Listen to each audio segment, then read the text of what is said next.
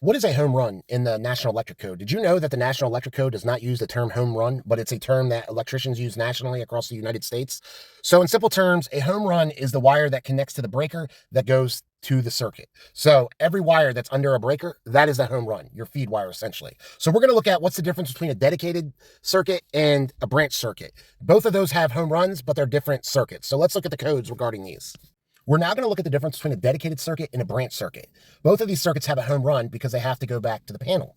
So what is a dedicated circuit? A dedicated circuit is very simple. It's a circuit that only has one thing on that breaker. So essentially your stove, that is the only thing on that breaker is your stove. So that circuit is dedicated to that. A microwave, your HVAC unit, your washer machine. These are things that the only thing on that circuit is that one item. So that's the difference. Now let's look at a branch circuit.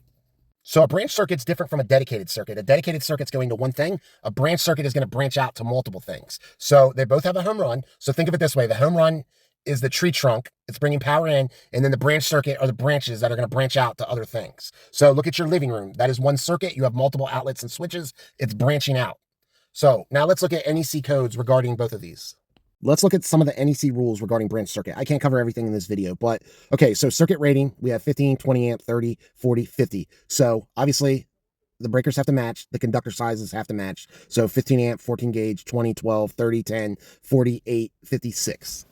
Overcurrent protection, Article 21020, breakers have to protect the circuit. Remember, a continuous load is something that runs for 3 hours or more. So say we have a 15 amp circuit that's running for 3 hours or more. We have to use a multiplier of 1.25%, which is the inverse 80% rule, which we would have to use a 20 amp breaker. Outlet spacing, 210.52.